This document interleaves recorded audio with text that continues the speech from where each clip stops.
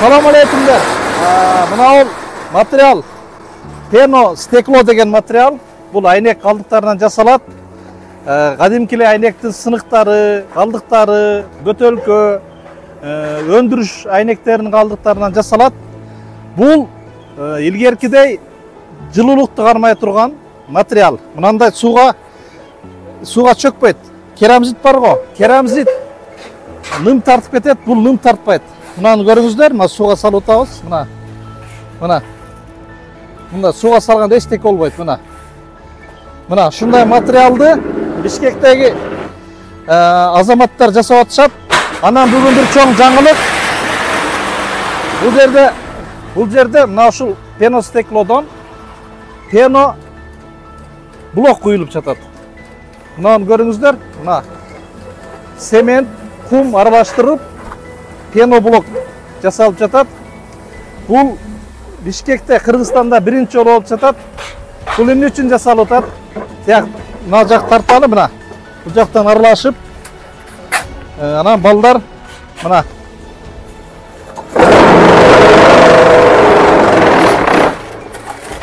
мындай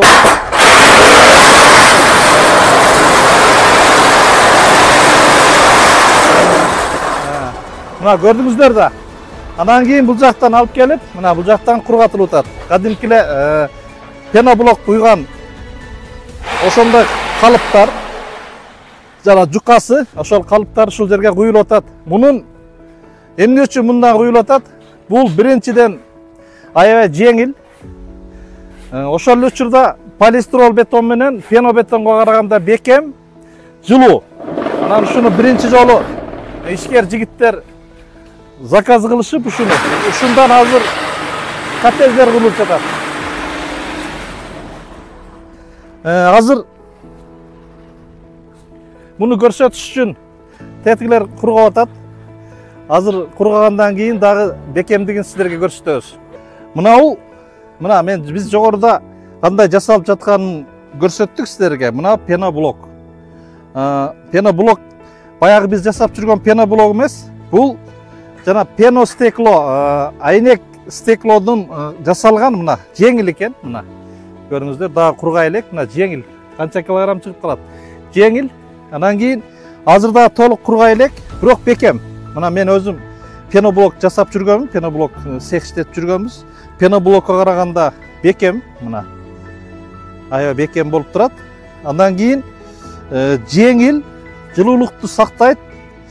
Курулуш үчүн аябай табылгыс материал болуп жатат. Мына азыр кургап жатат. Мен азыр буну жерге ыргытып, же мындай катуулугун текшергенден алыспын. Дагы толук кургай элек экен. Кургаганда дагы сиздерге катуулугун текшерип беребиз. Мына жеңил экен. Бул жанагы ичке пескоблоктун размеринде жасалыптыр. Азыр Бишкекте коттедж куруп жатышат. Коттедж, ошондой эле көлгө дагы коттедж куруу үчүн ушул материалды алып кетип жатышат.